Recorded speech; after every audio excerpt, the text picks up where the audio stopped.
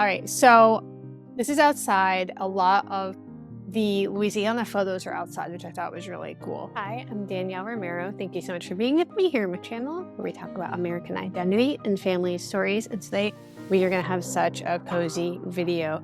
It can be hard teaching American history, learning American history. There's a lot of heavy in there. But there's also a bunch of wonderful stuff too. And so I'm hoping that today's video will be cozy. I've got my tea. I've got my Be a Good Ancestor pillow, which you can grab at nytnashville.com. And I'm going to share some family photos from Louisiana with you. So I wasn't sure the best way to do this. I put them in like a Google Doc, and we're just going to chat about it. So let's go over there. And if you have any other cozy video ideas for me, I would love to hear those, because I think I want to start doing those kind of intermixed with our regular history videos. All right, so let's jump over to the Google Doc. I'm just going to do some Louisiana photos today, and if you like this, let me know. I can do some of my Irish family photos, my Italian family photos. I just like looking at family photos. I'm really into it. And some of these I have as hard copy, but I put them on here because it seemed like it'd be easier to chat about. This first photo is my great-grandmother's brother. So my great-grandmother's Lola Perot, and she was born in Campbell, Louisiana. Then they moved to Bastrop, Louisiana, and then Monroe, Louisiana, before moving up to New York with my great-grandfather. And so this is one of her brothers. His name is a family name. So many Alphonses in our family. So this is Alphonse. One of her cousins down there told me that they called him Big Boy. So I guess he was a big boy. I'll zoom. I don't know if I can zoom in on this. Oh, I can. Oh, I can a little bit. That's great. All right. So this is outside. A lot of the Louisiana photos are outside, which I thought was really cool. So this is Alphonse. I love his outfit. And I don't know, there's something like really cool about this picture. I think it's like he just took off his cap for it to maybe seem a little bit more proper, and the shadows, and it's just a really beautiful photo. So I haven't touched this one up at all, but I just absolutely love this photo.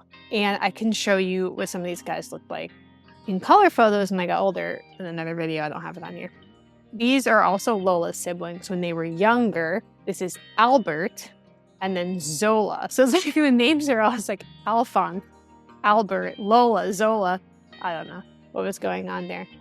I haven't gotten connected to this family. I don't know where those people are, but I have connected to these guys, and I'm going to tell you a story. So this is Albert, and I've actually connected with his great-granddaughter, which is amazing. So I'm going to show you Albert when he's all grown up. Here's Albert. So this handsome little boy grew up into this handsome, not as young, but still pretty young guy. And this picture is really cool. I remember the day I found this picture, I was shocked because he, out of all the other siblings, maybe even more than my actual great-grandmother, he looks like my mom's family. His mouth is a little crooked here. My mouth is crooked there. My mom's mouth is crooked there. My grandmother's mouth is crooked there. One of my daughters, who's actually named Lola, her mouth is crooked there too. And so when I saw this picture, I just loved seeing that. I love his hair. He looks like he's getting ready to go to church. Got it all slicked back. He looks so super cool. And when I showed one of my daughters his picture, she was probably like 7 or 8. And I was like, this is great-grandma Lola's brother. And she's like, he is really pretty. She's like, he's too pretty. Well, like, he is too pretty. So this is Albert. And I'm going to show you his draft card, which draft cards are amazing. I love the draft cards. I'm actually going to scroll down to show you that first. So here's his draft card. And Albert Ben Perot, they say Perot. They changed the spelling of her last name down there. That's another story. And so here he is in Monroe, Louisiana. He was 28 here. So he's born 1911. So he's 11 years younger than my great-grandmother. And he worked at a paper mill. And I've heard that there are a lot of people in Louisiana worked at paper mills.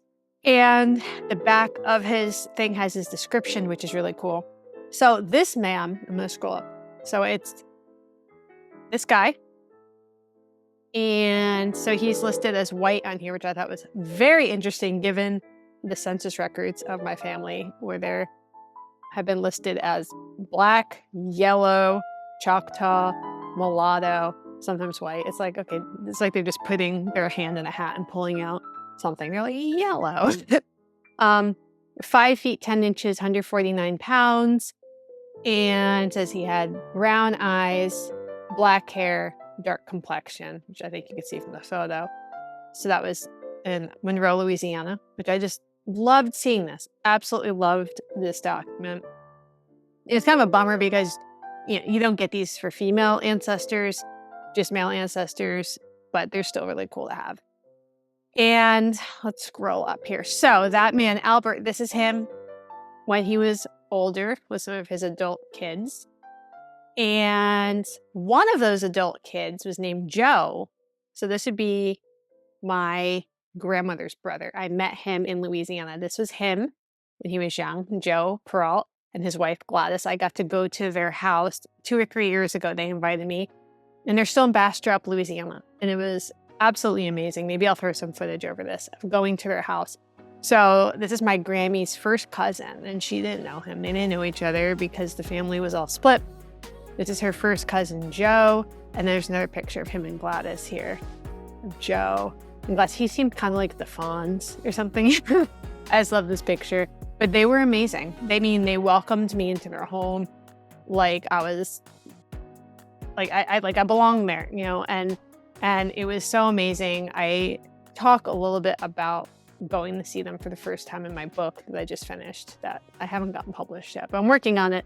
But it was just such a meaningful moment. So this is Joe and this is Gladys. So he's the son of the guy that my daughter said was a little too pretty.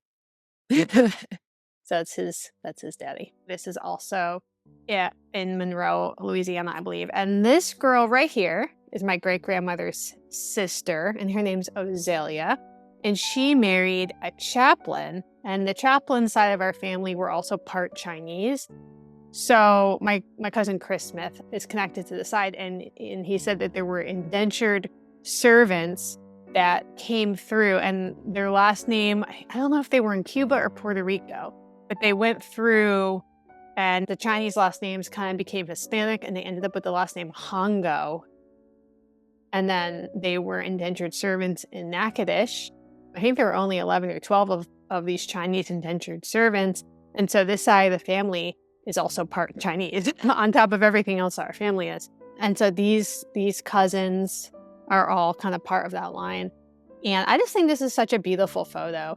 I am guessing it was taken like 1930s, 1940s. I mean, it looks like this cousin here is in some kind of a military suit. These cousins are giving me a complex. Like, these are such beautiful people. Like, all of them are so, even the boys. I'm like, could you stop? Like, look at these beautiful faces. They're so beautiful. So these cousins had the last name Chaplin, and he was a chaplain. And this is my great-grand aunt, Ozelia, and she was Creole and Hispanic. Look at these girls. It's just shocking. It's really shocking. I feel like Creole family is really striking and really beautiful. So this is my great-grandmother, Lola. I'll try to make it bigger. And her and Alphonse Big Boy and Albert and Zola, those are her siblings. I just really loved this picture of her. I loved her outfit so much. It's so beautiful. I'm guessing this picture is maybe 1915, 1916. She looks so much like my grandmother to me here. So is my grandmother's mom. This was taken in Louisiana, probably Bastrop, Louisiana. And this is her when she was older. I just look at her cool hat. Got all that hair squeezed into that hat. This kind of hat reminds me of, like, maybe it's called Zoltar. It's supposed to be, it looks like a claw machine, but it was like a fortune-telling machine. I wasn't allowed to use it. My mom wouldn't let me use that. But that's what this looks like. And she's got a fur coat on. And she just looks so beautiful. And this is her daughter.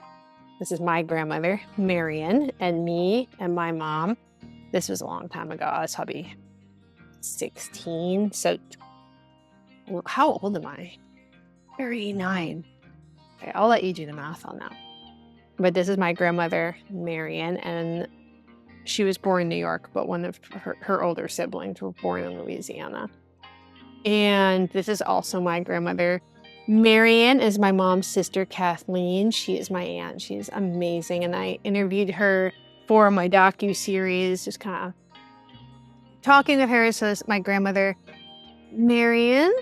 And this is me and my Grammy when I was really little. My Grammy owned a million hair salons and like boutiques, and she made clothes, and she always wore false eyelashes. She actually freaked me and my brother out a lot when she would babysit us because she would keep like a jar of fake eyelashes in her house. But like fake eyelashes were just always falling off places. Like you could be just like in the living room and you would see what you thought was maybe like a spider or a centipede, and you would scream, and then it would turn out to just be like a fake eyelash that fell. But she would keep a jar of these eyelashes in her purse, and it was like old school. She had to like glue them on. She was always very glamorous, and so here she was doing my hair with a brush. I just love this picture of us. And this is me and my Grammy. I was probably 23 here, so I'm 39 now. So again, if you do the math. But I was visiting her in Florida, and we were at the beach. I think we were in Miami here. It has so many great memories of her, but she wasn't very open about her mother, Lola, and her father, John. So this is my Grammy's parents. So this is Lola Perot. And then her husband, John Donnelly, was actually the son of Irish immigrants. He came down from Troy, New York, and he was working at Delta, because Delta started in Monroe, Louisiana, and he was, I believe, a plane engineer. So this is their wedding photo. This was like the first photo I found of her. And I wrote about this in my book, but I was just so struck by this photo because it just was so unlike any family photo I had seen. Like even the way the building looked in the back, I was like, what is going on here? It was just magnetic, especially to Lola. I just felt such a connection to her and her story. And it's been really an honor to do that with you. Some of you have been with me since the very beginning, and it's been beautiful to do that.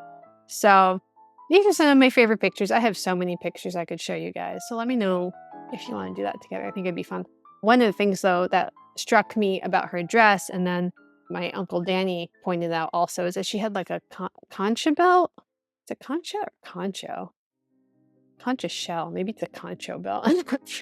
But it's like the sterling silver. It usually has like turquoise inlaid. And so she had that. I don't know where it went, but I love that. And I just love the style of her dress. This was in 1925, and I think it was in Monroe, Louisiana. So these are some of my beautiful family pictures that I just treasure. And I am always finding new details when I zoom in on these. And so I love holding the real pictures, but when you put them on a computer and you can like zoom in, and it's amazing. It's so beautiful. Thank you for being with me. And if you'd like to connect with me off of YouTube, come over to Patreon at patreon.com/NYTN. Otherwise, we'll talk soon.